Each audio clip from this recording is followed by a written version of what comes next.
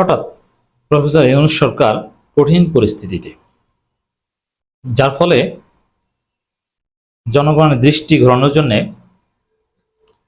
বা এই পরিস্থিতি এড়ানোর জন্য নির্বাচনের প্রস্তুতির কথা বলছেন, নির্বাচনে আপডেট জানাচ্ছেন জাতিকে। এটা দৃষ্টি ঘোরানোর জন্য, ব্যর্থতা ঢাকার জন্য। কিভাবে কঠিন পরিস্থিতিতে পড়েছে? এই জুলাই এবং আগস্ট মাস, এটা ইউনূস সরকারের দিন গণনার মাস। কেন? জুলাই সনদ দিতে পারছে না, দিলেও সেটা কার্যকর হবে না।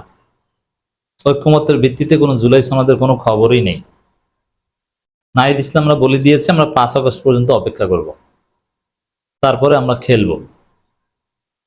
এর মানে কি? তখন প্রফেসর ইউনূস নিজেই হয়তো বা চলে যাবেন। তো চারিদিকে ব্যর্থতার ব্যর্থতা। On the other hand, Donald Trump 35% tariff impose করে দিয়েছে। এখানে কি করবে? এটা শুধু ট্যারিফ না, এটা আমাদের গার্মেন্টসের উপর বড় ধরনের প্রভাব পড়বে ডেফিনেটলি। এর মধ্য দিয়ে ডক্টর ইউনূসের আন্তর্জাতিক গুরুত্ব এবং রাজনৈতিক সমর্থনের বিষয়টাও বোঝা যায় যে যুক্তরাষ্ট্র এখন ওই রকম কাউকে রেখে দিবে সেই বাস্তবতা নাই, এগুলো নিয়ে তারা সিরিয়াস না। অথবা প্রফেসর ইউনূসকে রক্ষা করতে যুক্তরাষ্ট্র যা ইচ্ছা তা করবে তা না, কোনো পয়সা পাতি তো দিচ্ছেই না। বাইডেনে কিছু দিয়ে যায়নি, টাকা পয়সা না দিলে কোনো কথা নাই, টাকা পয়সা ছাড়া কোনো হিসাব হয় না।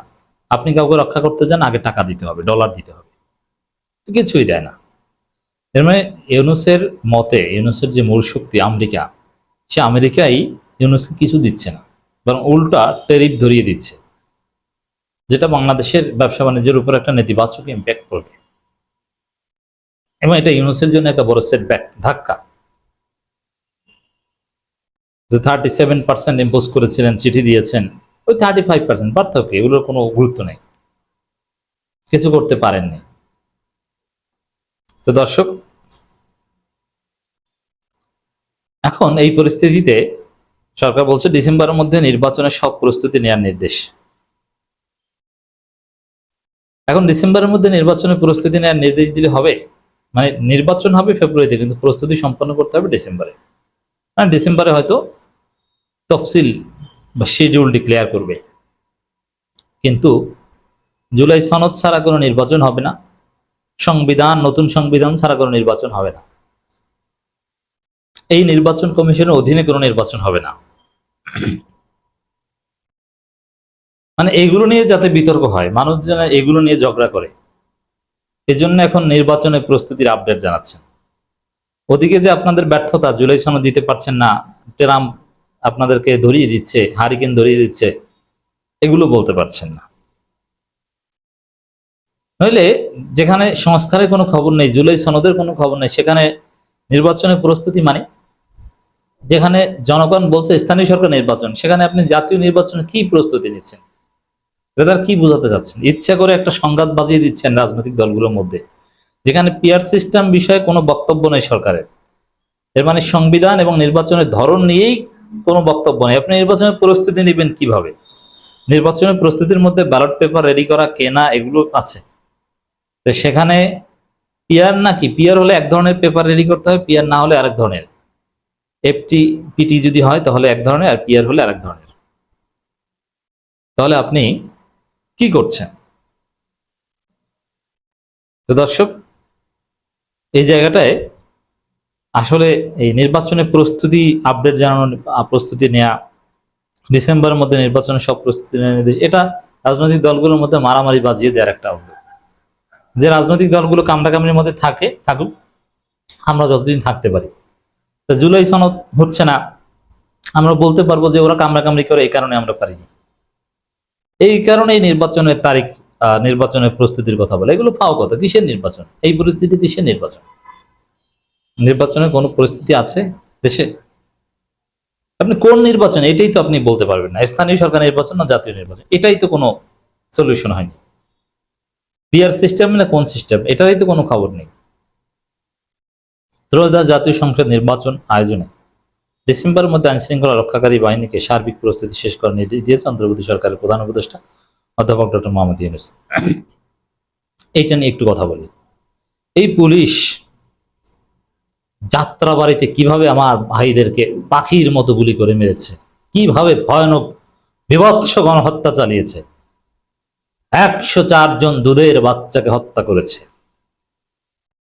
এই পুলিশ কিভাবে লাশের উপর লাশ ফেলেছে, কিভাবে লাশকে লাথি দিয়ে পুলিশের গাড়ির উপর থেকে ফেলে দিয়েছে, কিভাবে লাশকে ভ্যানের উপর উঠাচ্ছে, তারপরে সেগুলো পুড়িয়ে ফেলেছে, কিভাবে এই পুলিশ গণকবর দিয়েছে আমার ভাইদের। এখনো আমার ভাইরা মারা যাচ্ছে। কি বিভৎস দৃশ্য! গণগুলি, লেথাল ওয়েপন যত আছে গুলি করো, নারী শিশু কোনো বালাই নেই, যেদিকে পারো গুলি করো। সেই পুলিশের কোনো সংস্কার হয়েছে? ওই পুলিশগুলোর পোশাকেই তো পরিবর্তন হয়।